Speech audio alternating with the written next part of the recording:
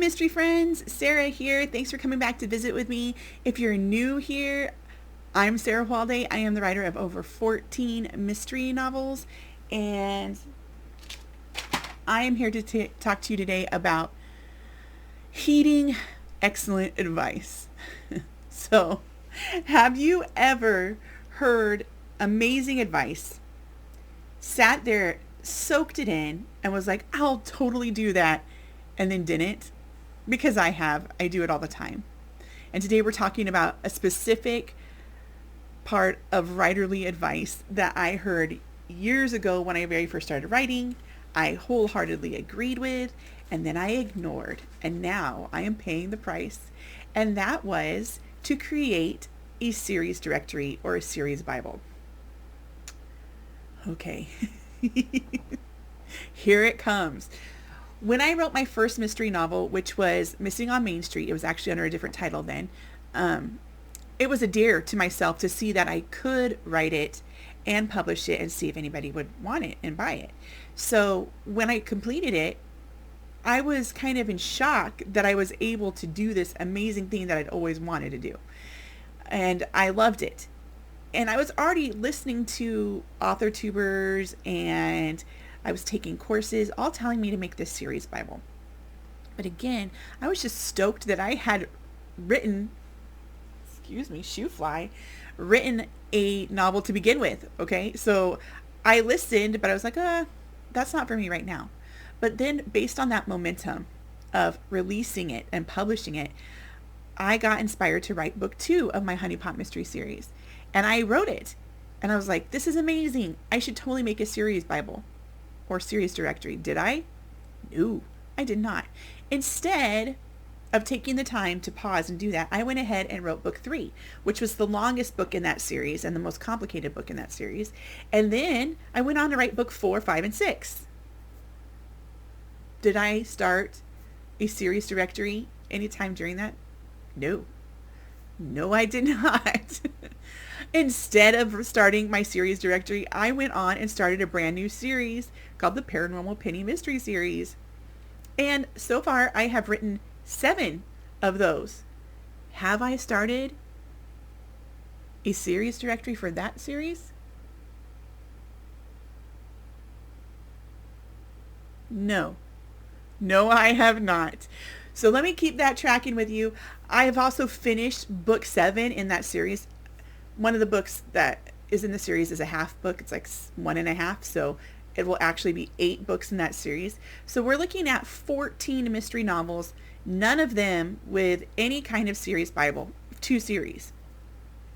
And in my Paranormal Penny series, I'm getting to the point where her backstory is going to matter, and it's going to start influencing choices she makes, and I need to make sure I stay consistent. That's what a series directory is for. You're going to write down details about the characters, details about the places they visit, details about the towns they live in, the clues that they find, the victims, the villains, all that kind of jazz you keep track of so that you can stay consistent from book to book to book. So that I don't say Penny has green eyes, and in book 1 I said she has brown eyes. So that's what a series directory is for, and I have failed to do that. I have failed to heed the amazing, stellar advice of all of these other booktubers or author tubers, and even my own heart going, slow your roll, Sarah, let's get this series directory going. I did not listen, and so now I am way behind. And what am I going to do about it? Well, the first thing I'm going to do is I'm going to grab a proof copy of one of the books in my series. This is Grounded. This is the first book. This cover no longer exists. This cover over here exists, and I'm not going to pull it out because it'll make that all fall. But I'm not going to use my pretty covers that my friend Dale got for me. I'm going to use a proof cover because it really doesn't matter if there's grammatical errors in the proof. Because in the copy that I'm going to doing the book directory from, because I'm not looking for errors. And even though I've already spruced this one up inside, it doesn't matter. I'm just looking for little facts. And instead of using an ebook, I've got to use like a paper version. And so that's why I'm opting to do a proof copy. Anyhow, so I am going to get out my handy dandy highlighters, and this is how I'm going to roll. I'm going to actually read the book instead of pausing and taking notes, because if I do that, for me, that's going to take way too long.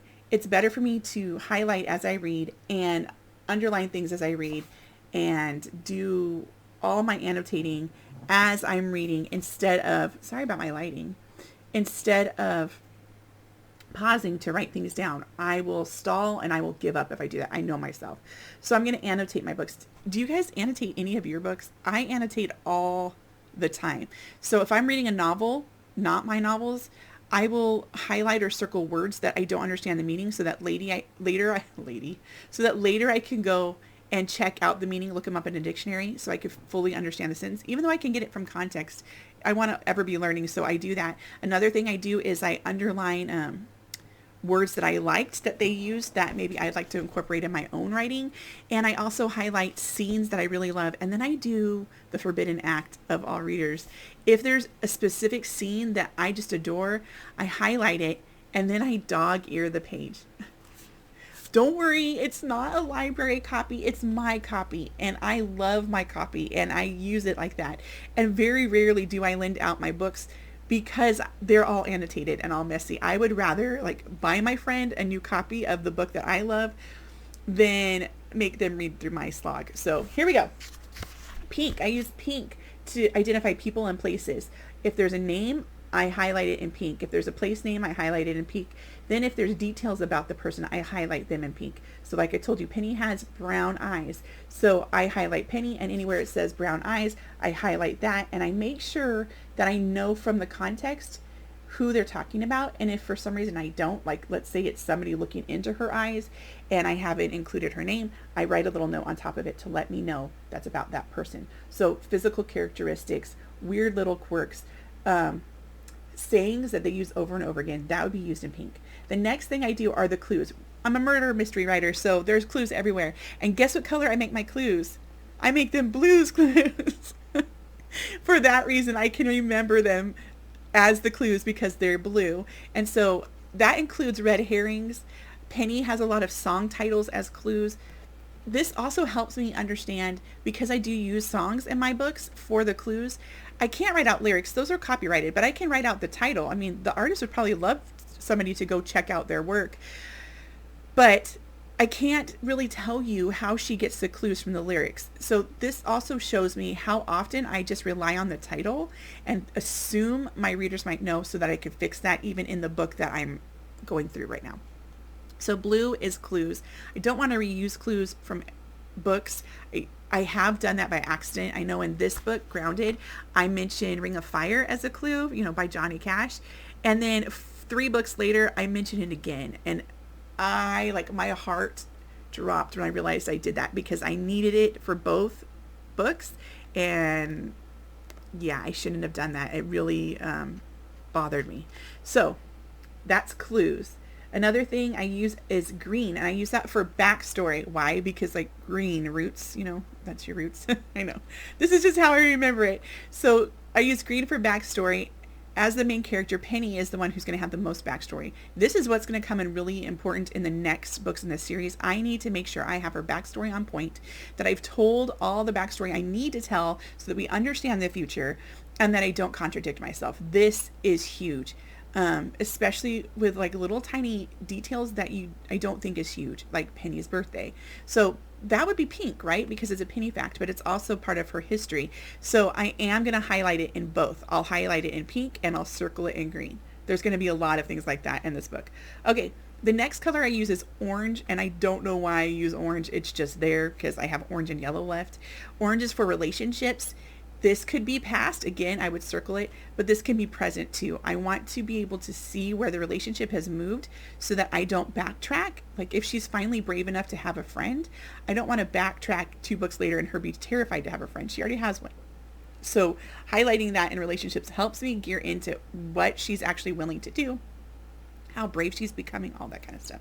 And then the last one is yellow, and yellow is, again, speed of light, I guess. I don't know, but I use it for plot movement. I use it for actions that they need to take. In this book, Penny is talking about making money because she needs to fix her VW bus. Okay. That's a little plot point. It explains why she's working where she's working. And so anytime there's a conflict that comes up that she might want to run away from, one of her drives for staying and sticking it out is she needs this money. And that helps me see her motivation. That helps me build her plot point. So those go in yellow. Okay, those aren't really the clues, but they are things like her going to specific places and her doing things for specific reasons. It might be more motive, but plot is there. And so I use those 5 colors and I go through my book and I highlight as I go. So I'm going to show you, like right here, I have TC and Scrub highlighted in pink. Then I have the name of her cat highlighted. Oh, I always do this. Highlighted in pink. I have, what else? I'm looking upside down. I have the name of the podcast that TC hosts highlighted in pink. I have all that. So that's pink because it's the beginning. So it's the setting. So there's a lot of names. Then over here, I have a whole lot of green and blue and yellow because this is going to be clues to who Penny is, but it's also moving the plot forward, but it's her history. It's green as well. So this is like her first time she's telling you a little bit about her supernatural ability and her gift and what it does and where it comes from. And let's see if I can move on. Here's yellow. This explains to you a plot point. This is the part I told you about her needing money to fix her van and why she has taken the job she's taken, even though there's some kind of shady things. And then here comes clues. These clues are emotional clues. These are feelings that people have about each other that might be a clue or a red herring later on. And that's how I do it. So I go through the whole book and I highlight. This one's going to be a little bit easier because I have an audiobook version of it. So I'll listen to it as I'm highlighting and that will speed it up. I have audiobook versions of 1, 1.5, and 2. But after I get past that, I'm actually going to have to do the dirtier work and read. And originally I was going to make my own principle for cataloging this because once I highlight one book, I want to go down and write it all out. There's a lot of author tubers out there that use a wiki. Again, I think that's fabulous, but I am too lazy. I don't want to say lazy. I don't want to stop writing long enough to learn how to make one to fit that in, because then you could search for something and it come up instead of me having to flip through books or even my series Bible to figure out when Penny's birthday is. I could just type in Penny's birthday and it would roll up anywhere they were talking about a specific birthday or date. Okay. That's awesome. But I'm going to do it analog style. And originally I was going to make, worksheets for this, but I went on Etsy and I found this really easy series Bible. I was going to do an overhead shot for you, but I'm not very good at those. So I'm just going to show you like this. And it's super big. Look, I mean, it's a lot of pages. I know Sarah Cannon has one. I've seen her do one, but hers is way too detailed for me. I love it. It's great. So if you like more detail, you might want to go to Heart Breathing's channel and check out her series directory or series Bible video. Anyway, so this is the page I have, and it actually, like, I love this page. It has the book title and what number in the series it is, and then the blurb. This also helps me make sure that I am not duplicating the blurb, and I'm not duplicating words I use in the blurb. Like, Spades the cat is really snarky, but I don't want to call him snarky in every single blurb. That's boring. That sounds like I don't know how to find words. So like instead I've used cheeky, I've used obnoxious, I've used rogue, opinionated, all those kind of things to describe him. And then here's the main character. See, there's your hero and there's your backstory. That's awesome because I can actually label this by book and tell myself what pieces of the backstory came out in what book. That's great. I am super excited about that. I will leave a link in the description to the Etsy shop that I bought this series Bible from. I believe it was only like $3 and I printed it out. But that $3 saves me like hours of time writing my own. I could have just write it on normal paper in a notebook, but I actually want to write it and clip it and put it like in a happy planner so that I could flip through, and then I can leave little tabs on it telling me which book I'm actually documenting in that part of the directory. So all of my crazy rambling to tell you 2 things. This is how I'm going to go about making my series Bible so that I can dive into book 8 with full confidence of the Penny Mystery series. But here's the big thing. Do not ignore advice that you know is stellar. there are times when you get advice and it's horrid and you're just like, that might fit this person, but it doesn't fit me. And it doesn't make sense for me to give my energy and time to this thing because it doesn't fit my life. However, there are also times where you're going to get amazing advice and your heart is going to get giddy and excited about this advice. And if you're like me, you might get too tired, too lazy, or too distracted to follow through. Don't do that. I have 14 books to go through. My Honey Pot Mystery Series, I'm actually writing book 7, and I have very little to pull from. I am always going back to my book, my paperback, and flipping through to make sure I've got everybody's eye color right, birthdays right, the name of their first boyfriend, whatever it is, correct. Because I did not make a series Bible. Don't do what Sarah did. Be smarter than Sarah. Thanks for hanging out. I will catch you next time. Bye.